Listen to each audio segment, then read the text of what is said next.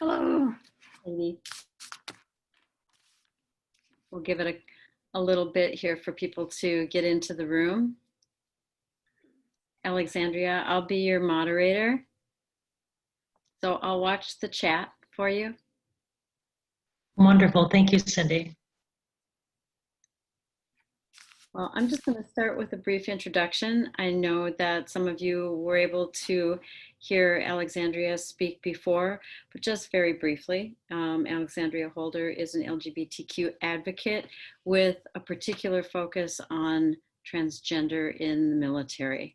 No further introduction needed. Alexandria, do you want to take it from there?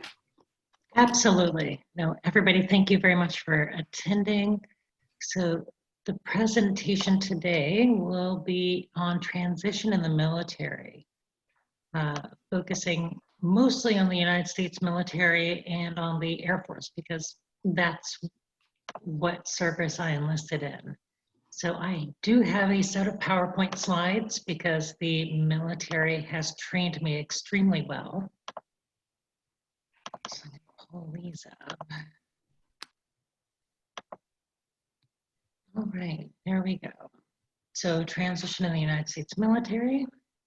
So just a brief historical background of my military service. So I enlisted back in 2004, so I've been in for nearly 16 years. When I enlisted, I had not yet heard about transgender people. I did not have that term to apply to myself. I just thought there was something incredibly wrong about me.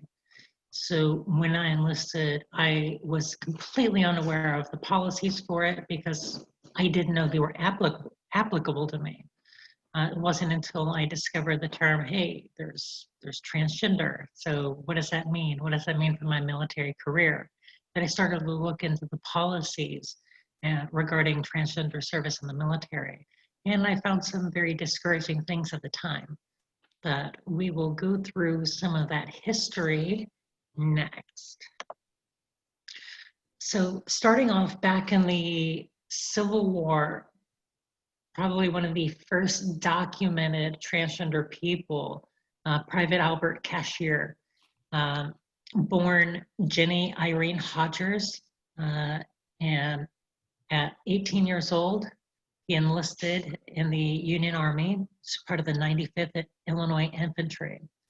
Fought in multiple battles. He was captured by the Confederacy while scouting. He escaped captivity, served honorably, and was discharged on 17 August 1865. So he ended up living under his in his gender identity for at least 53 years. So he transitioned prior to enlisting in the military and continued to live in his male gender identity until eventually he was put into an asylum, discovered that physically he was still female, and then was forced to wear dresses and ended up dying in that status.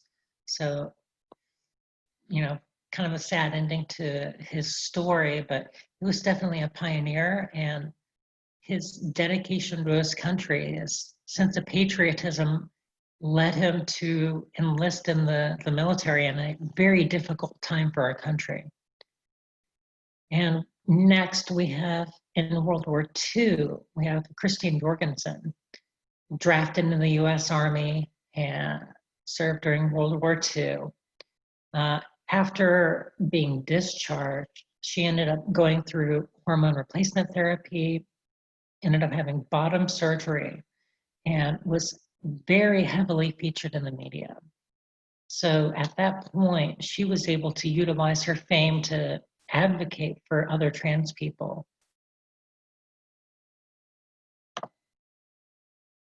So as I briefly mentioned during my keynote, the first ban was Executive Order 10450 back in 1953.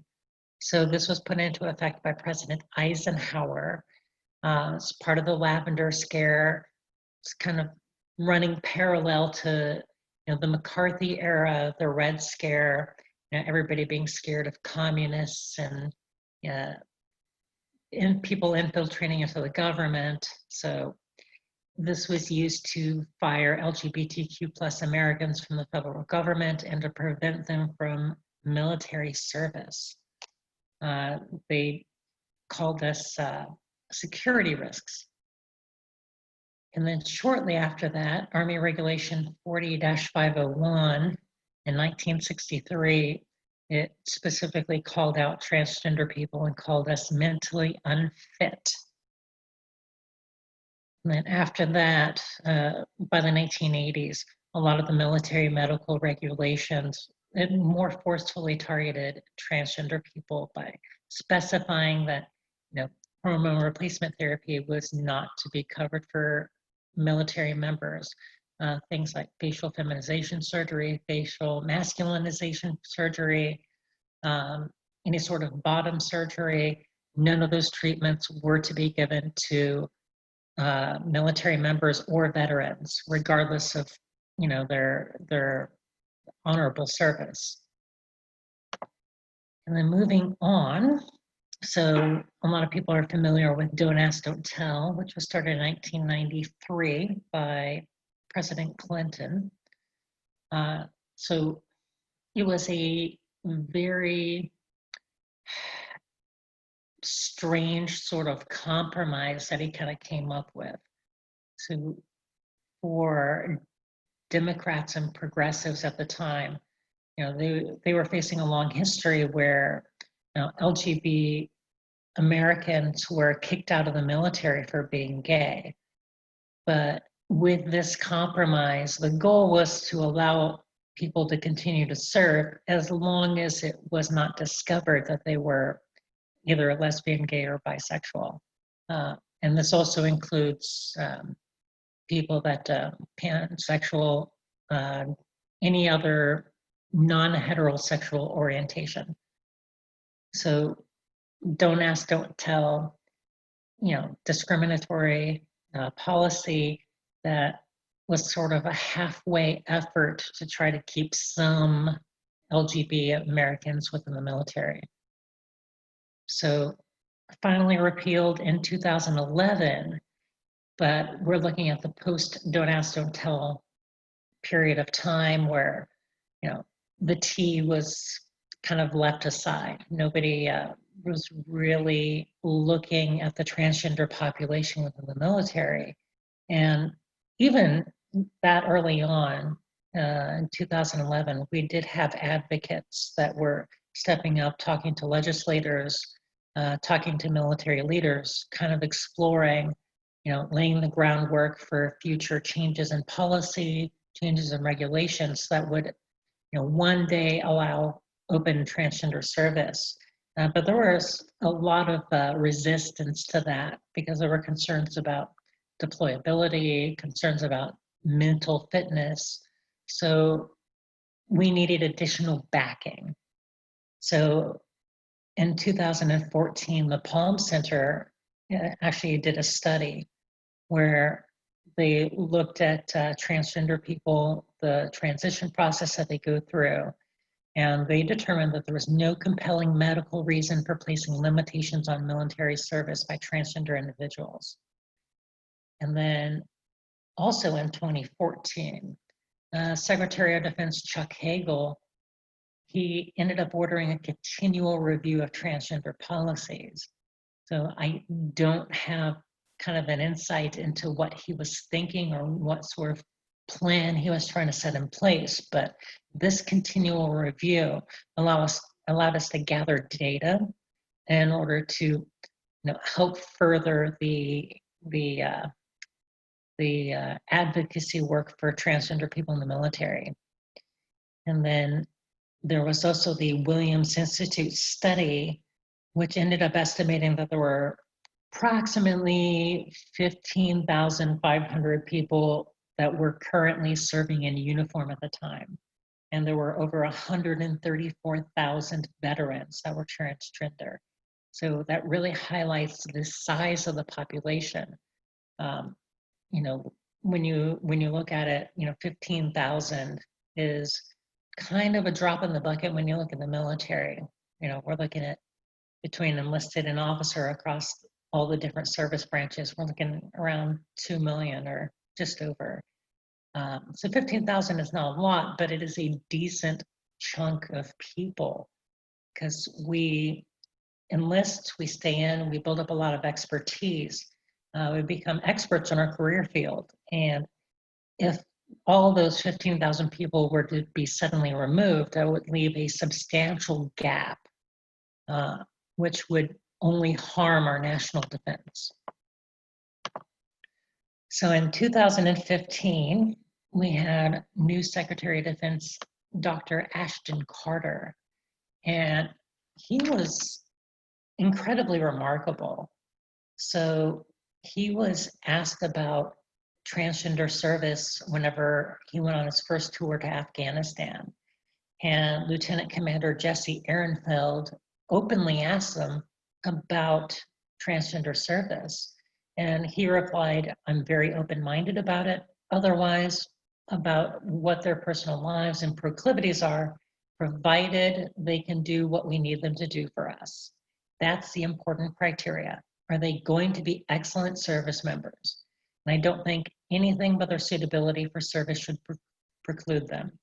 And that was extremely progressive, extremely forward-thinking for that particular period in time, because, you know, leading up until that, the general thinking was that we are unfit for service. So there, afterwards, a Pentagon working group was created, and then the Department of Defense actually ended up elevating the discharge authority for transgender troops to the Undersecretary of Defense for Personnel and Readiness, which is an unprecedented move. It took this discharge authority away from each of the service branches and said, hey, you can't do this anymore. It's going all the way up to one of our Undersecretaries of Defense. So at this point, the American Medical Association also provided their support and said that there was no medical reason to preclude transgender service in the military. And there was a RAND National Defense Research Institute study that estimated that costs for military transition care would be anywhere between 2.4 and 8.4 million yearly, which for somebody like me, that seems like a lot of money. But when you look at the yearly military budget of, what are we at? Over $700 billion a year. That is not even a drop in the bucket. That's little specks of dew that you happen to brush against in the morning. And so afterwards, you know, it was just a series of dominoes. So the White House ended up expressing their support. President Obama made a public statement about transgender military service. And one thing led to another. And after the end of all the studies, in June 30th, 2016, the ban on transgender military service was lifted. Shortly afterward, each service-specific guidance and regulations followed, and during that open service period, several hundreds of transgender service people have been able to come out and are serving openly. Unfortunately, I don't have an exact number because some people come out, they transition, and they keep that private. And I absolutely respect that because it does expose you to a lot of you know, potential negativity. So unfortunately, it was not all roses and rainbows. So during the Trump administration on 26 July 2017, President Trump tweeted that transgender individuals would no longer be allowed to serve in the military in any capacity. This caused quite an uproar. At the time, the Joint Chiefs of Staff were fairly upset because none of them had been consulted on this policy. The military was caught by surprise, and you know, it unfortunately led to, you know, drafting of guidance and several lawsuits. but the policy was finally implemented on 12 April 2019. So looking at some of the regulatory guidance, the military loves its guidance. We have thousands upon thousands of Department of Defense instructions, Air Force instructions, Army regulations, manuals, guides, etc. We love our guidance and regulations. So Department of Defense instruction 1300.28 revised for September 2020. So you got the brand new version that was just revised last month. So it specifically says that the military service by transgender persons and persons with gender dysphoria, it establishes two separate populations. So there are exempt personnel and there are non-exempt personnel. So those that are exempt from this policy and they are allowed to serve in their gender identity, they're able to go through medical transition, they're able to transition administratively and get their gender marker updated in military systems, the personnel systems. So you have to have an approved diagnosis prior to 12 April 2019. That is the key thing. You have to have come out during that period of open service, get that diagnosis approved by the military. Unfortunately, I know several people that were either on deployment, they were doing ship duty in the Navy, they were, otherwise, preoccupied with their military service careers, they were unable to get this diagnosis. So they're kind of caught in limbo at this point. And then there's the non-exempt group. So they are not allowed to medically transition. They're not allowed to transition administratively and update their gender marker. And for those that would like to join the military, if they are transgender, they are not able to enlist unless they are serving in their birth gender.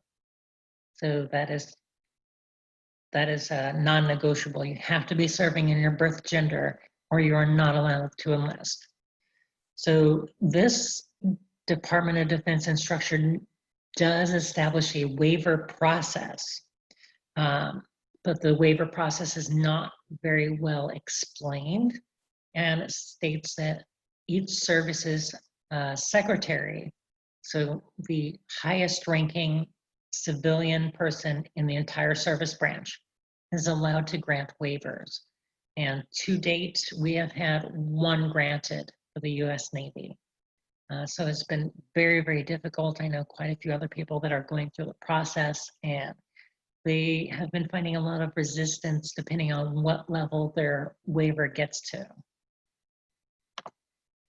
So because I'm in the Air Force, we're going to look at the specific Air Force guidance. So there's an Air Force Personnel Memorandum 2019-36-02, which I'm fully expecting the 2020 guidance anytime now. It's just a matter of whenever they decide to sign it and distribute it to the force. So what this does that is slightly different from the Department of Defense instruction is that the Air Force decided to establish something called the Medical Multidisciplinary Team, or MMDT, and this is the primary Air Force hub for transgender care. So if you are in the Air Force, you are looking to transition, you have to contact them in order to establish your transition plan, in order to look at things like hormone replacement therapy, surgeries, timeline for transition for changing your gender marker within the personnel systems, all of that. So they are that central hub, and this applies to both exempt and non-exempt airmen. So non-exempt airmen are still able to take a medical TDY or go on temporary duty to the MMDT. They're able to get some guidance and excuse me. They're able to get some guidance and support from the MMDT. So our non-exempt colleagues are not completely left behind. they're able to get some mental health care in order to help them cope with their gender dysphoria if they have it. But it is definitely a struggle.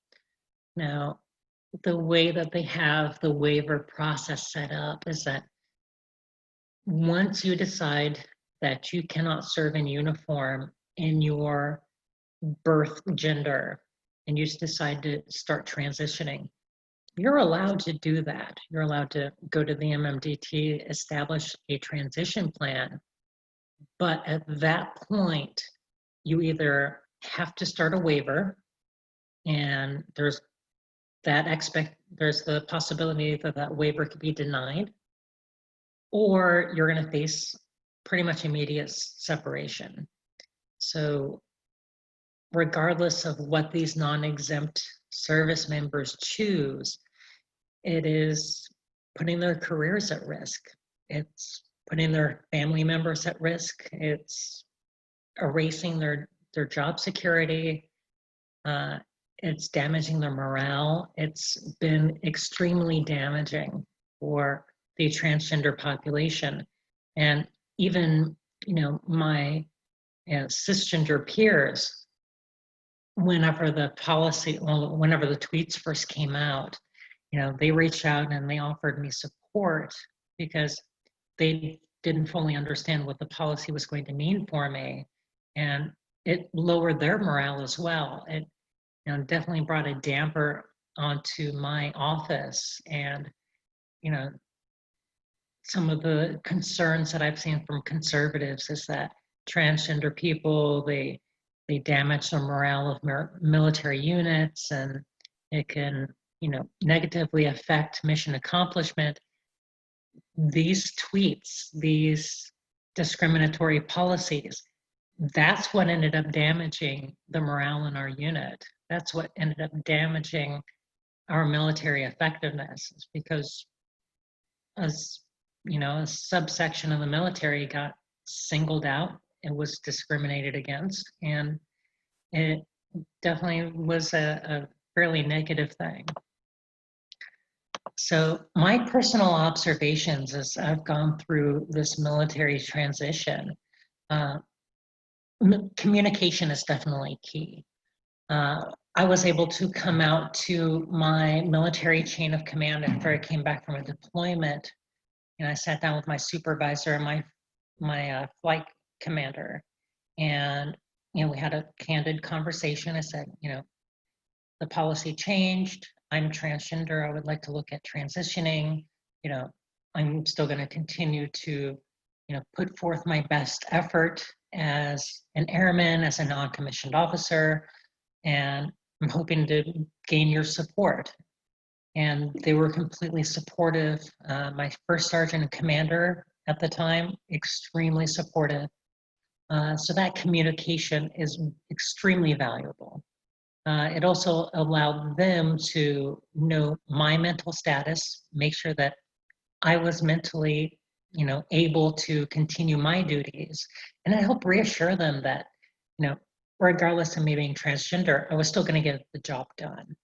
So I think that really helped my credibility when it came to being transgender in the military. Another one of the observations that I've seen is that the military, or the medical and the process training, needs improvement. So when I first came out to my military medical provider, she was extremely supportive, absolutely amazing, very professional, wanted to help me as much as she could. But at the same time, she really hadn't been provided any training on how to provide care to a transgender military member. And as I've moved on since then, I've seen other military medical providers. That seems to be fairly common. And I understand that there's not a significant number of us, but being able to have that expertise on hand at these military treatment facilities, I think is only going to be of benefit. And with regards to the process training, so military processes, we get them all lined out in our Department of Defense instructions, our service-specific guidance, and we love our manuals, but not everybody reads them. So understanding that process, at what point can a military member change their gender marker in the personnel systems? Now, what does it mean when a person comes out as transgender and they ask to be referred to by other pronouns?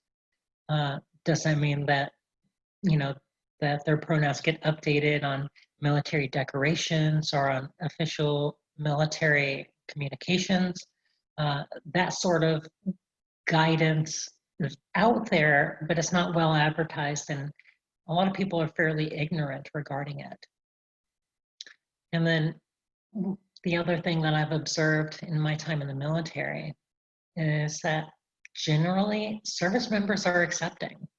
They really don't care. They see, the inclusion of transgender service members and, the LGBTQ plus community.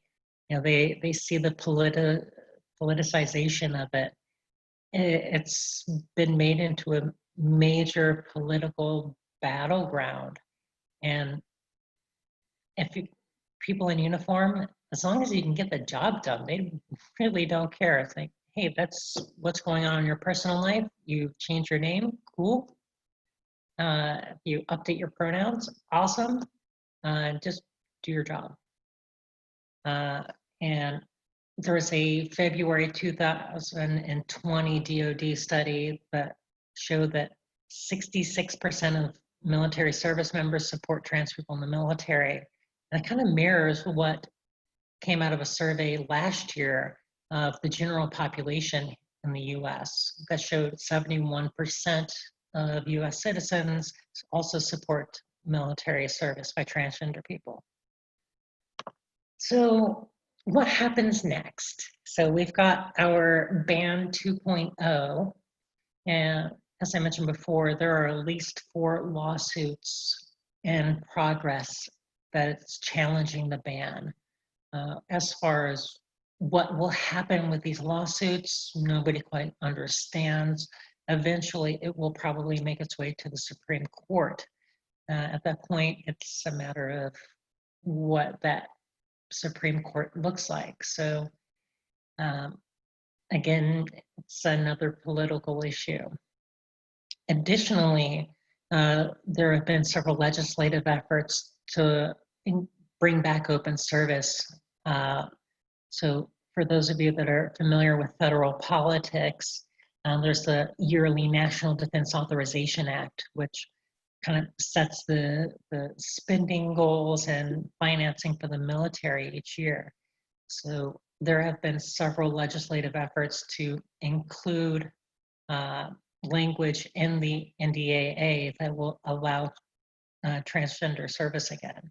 Unfortunately, they have all been defeated by the Republicans in the Senate, but there is always a possibility that that may change. And finally, another way that it could be changed is through executive order. Unfortunately, I don't believe the current administration would ever seek to do that, but there's always hope that that may change in the future. So it's very, very information dense. So I apologize for that, but that's one of the things that kind of comes with being in the military. There's always a surplus of information, lots of guidance, and the expectation that, hey, you need to know all of this stuff. So trying to capture all of that into a nutshell and present that to a panel can be very difficult. But at this point, I would like to open things up to questions.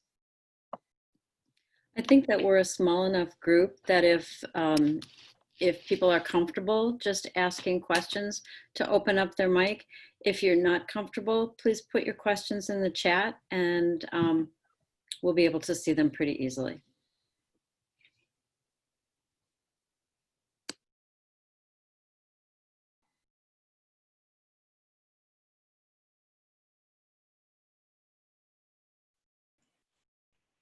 Back to Buggy with more questions, Alexandria.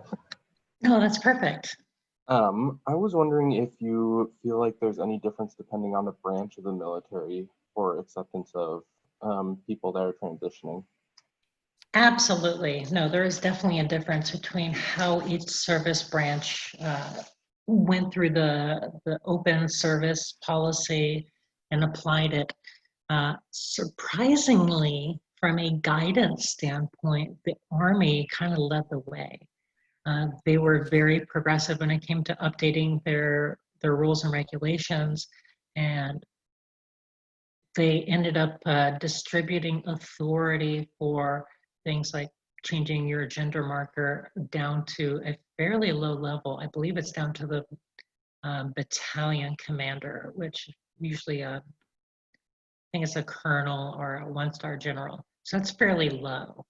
Um, so they tried to empower each installation, each battalion to kind of take charge of it and to provide the best support to their transgender service members, and generally has been fairly successful.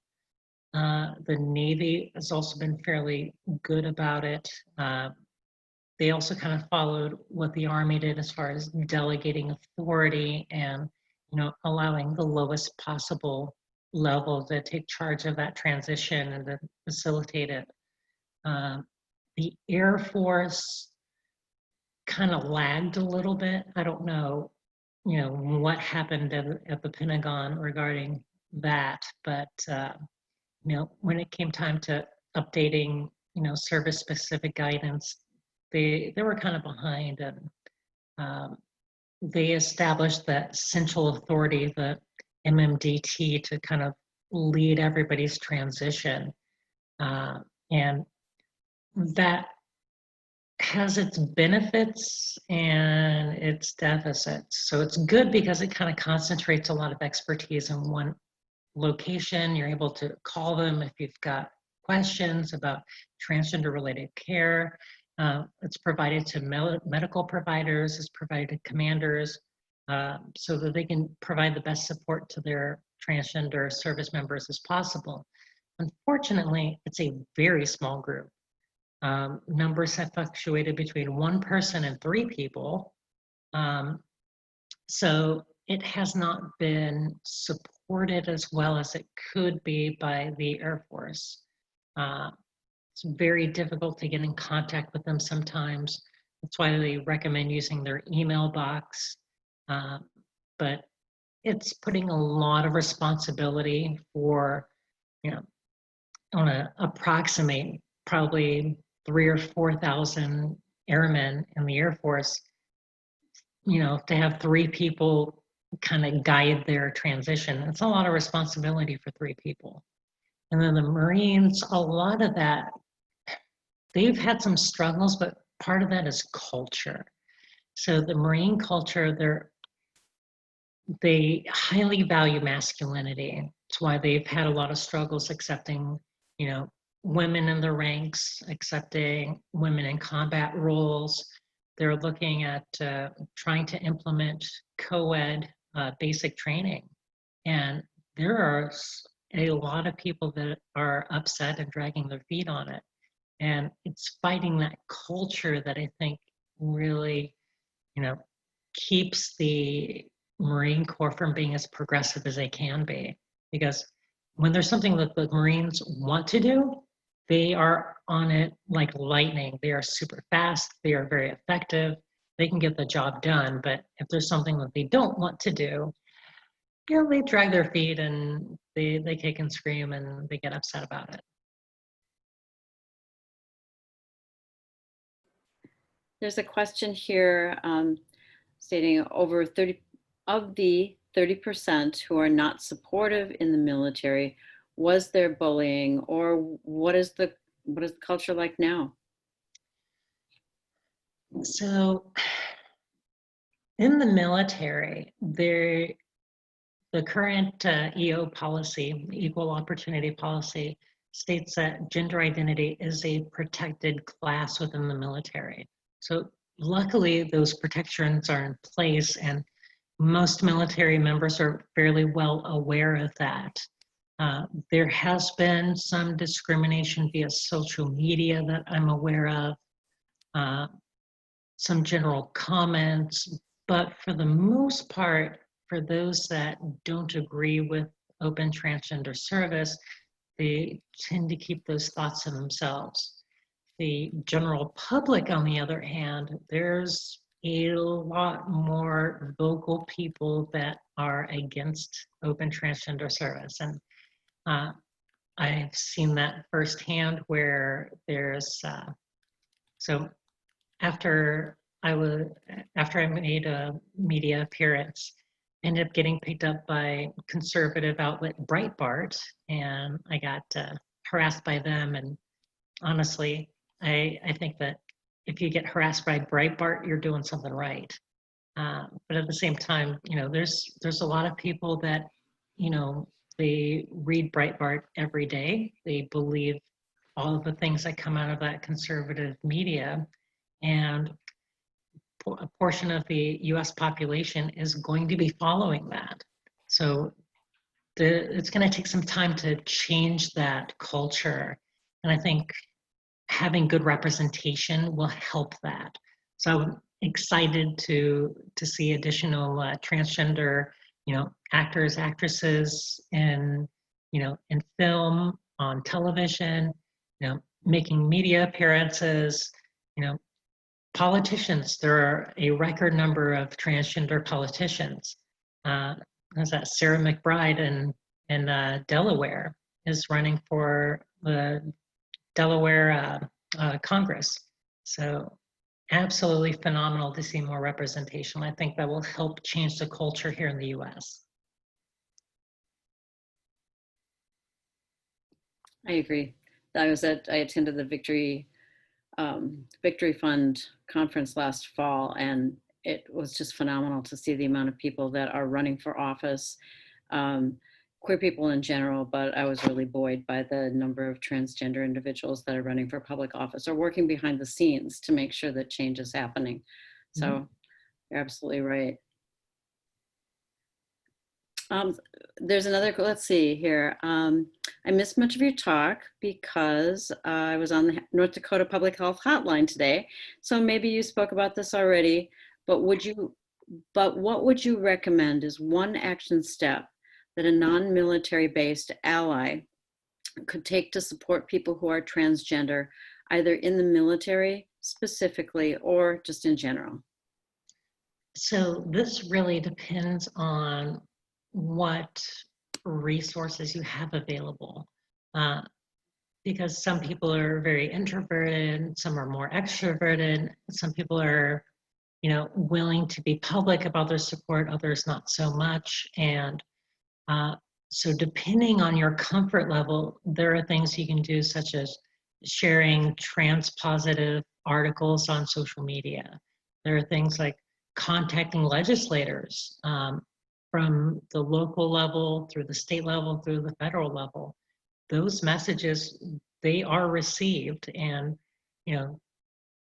politicians don't always pay heed to those. But if there is a growing number of voices that are asking for open transgender military service, that's noted, because these politicians, they get elected and they want to stay elected. They want to be re-elected. And if the population says, there's an overwhelming majority that says, hey, we want this, then they're going to start listening to that. So being vocal about your support, greatly appreciated. There's also several organizations that do support transgender service members, organizations such as Sparta. I can type that in the chat so that's available. So Sparta is an advocacy group for transgender military individuals made up of veterans, active duty, reserve, and National Guard. So they do, military member support, veteran support. There's a family group associated with it. And, this group does everything from talking to legislators to talking to senior military officials to, kind of working behind the scenes to try to get legislation changed. There's also the American Military Partner Association, AMPA, which actually changed to the MMA, the Modern Military Association of America. So they support the LGBTQ plus military population and family members, a great organization that I've helped support in the past.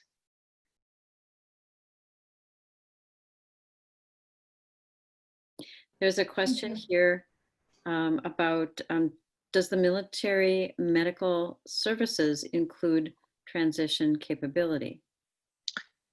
So they do provide some transgender related medical care. So my hormone replacement therapy has been provided by the military. So I'm on estrogen and a testosterone blocker, and that's been provided to me through the military medical system.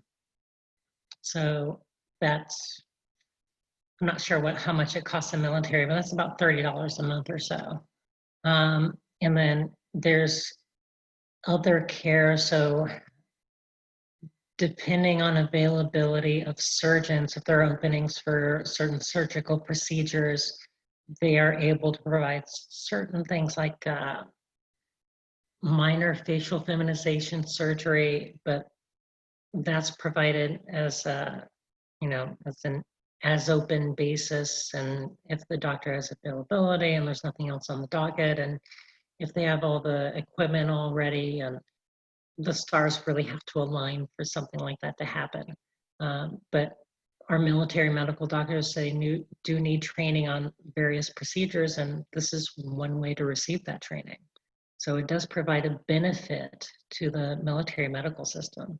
But as far as like other things, so as far as like bottom surgery, there is a way to apply for a waiver through the Defense Health Agency to try to get that paid for, but the military medical service does not do that. Okay. There's a question here wondering how many languages you speak. So I was initially trained in Modern Standard Arabic at the Defense Language Institute in the Presidio of Monterey, California. 64-week course, graduated, did well. And then from there, I've ended up learning the Iraqi dialect. I've learned the Egyptian dialect, learned some Levantine, Sudanese, and Libyan. So a lot of Middle Eastern focus, but looking at where our nation is focused on the past 16 years, it makes sense. Excellent. Well, I'm sure all of us join in wishing you a very long career, continued career. What is your current rank? So I am an E6, a technical sergeant. Okay. All right, looks like we have another question too. So have I traveled to the Middle East often? So unfortunately, no, because of the way we do a lot of our intelligence collection. We're able to do most of it remotely. So they keep us here in the United States because it's cheaper. Moving people around all around the world, it costs a lot of money. So I was lucky enough to go on a deployment to Afghanistan and, spent some time going through some of the other countries there. A remarkable experience, one that I wish everybody in the military could share. Because it's eye-opening to see other cultures, to see how other people live and experience things. I wish everybody in the United States could have that opportunity, preferably without the shooting and explosions. But that's what I signed up for when I put my name down on the paper.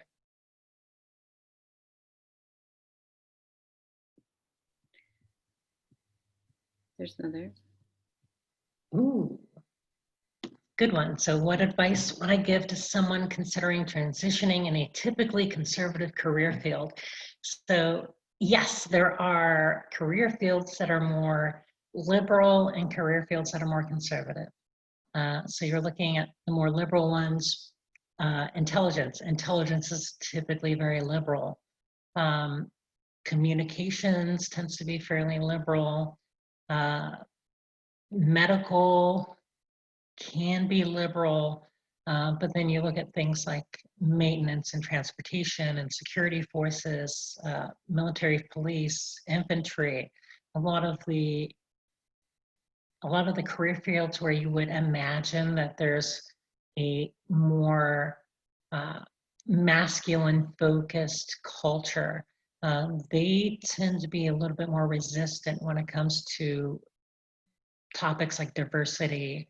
I know they struggled with the repeal of Don't Ask, Don't Tell. There have been concerns about, putting women into combat roles, et cetera. And these more conservative career fields have had some difficulties. So my advice, so if everything was perfect and people had, all the resiliency in the world and, they could do this transition, my primary advice is to wait until somebody is about to PCS or move from one base to another. Work, establish, your good work ethic, establish your expertise in a particular field, become trusted, become, somebody that's credible, build up that positive reputation. And then whenever you come out, there will probably still be some negativity. There might still be some jokes, some slurs, some, comments on social media. It's unfortunate, but if you do establish that credibility beforehand, people are more likely to look at you and say, I respected you before. Why should I disrespect you now just because you're transitioning?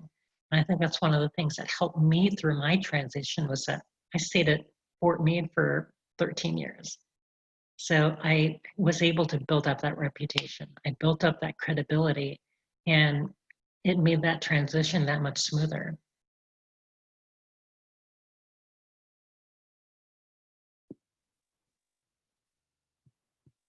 Excellent.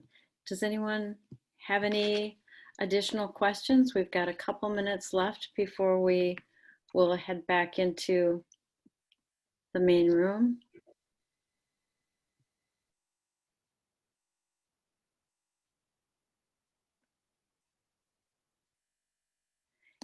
Alexandria, oh, there's another question. So yes, so I did speak about my mother. My father has been supportive, but he has not been supportive in front of my mother. So, they're married, they live together, and the way my dad explained it was that you don't have to live with her, I do. So he tries his best not to create strife within his relationship with her. So while that's kind of disappointing, at the same time, I can also respect it because he does have to live with her. He wants to keep his marriage harmonious as much as possible. And, with me one-on-one, with me to my wife, Brittany, in front of the children, he's very supportive. He calls me Alexandria. He uses, she, her pronouns. He's been supportive outside of that relationship with my mother. So, pluses and minuses.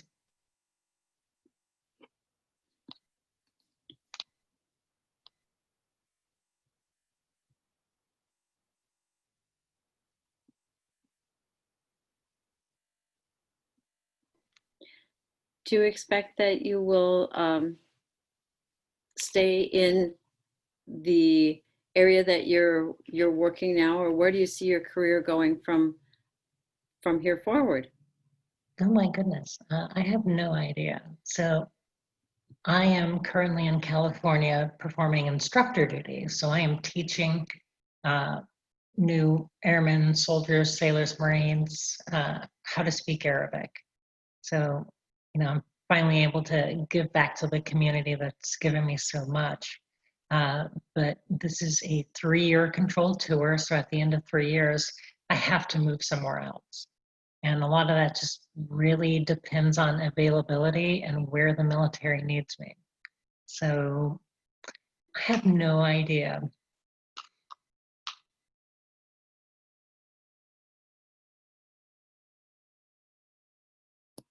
You said you had met your wife, Brittany, in the military. I know Brittany's in the room here, but are you still a service couple? So she's a civilian. She's never been in the military. Okay. So I was lucky enough to meet her through a mutual friend, and you know, from pretty much the first moment we kind of clicked, and she has been incredibly amazing, very open, very supportive, and I can't imagine going through this with anybody else. My misunderstanding when you said you had met her while you were in the military, it was my assumption that she was also in the military. So, excellent.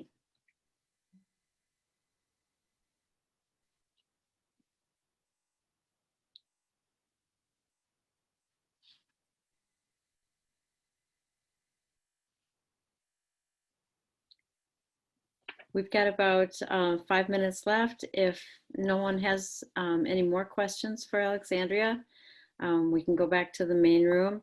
There's a bit of a break now until 5 o'clock. There'll be a little bit of a day's recap. So if you want to log out of Zoom and take a break for dinner, you're more than welcome to do that. Come on back and catch up on some of the things that will recap the day and prep for tomorrow. And then there's bingo tonight. So get your bingo cards, put your bingo shoes on.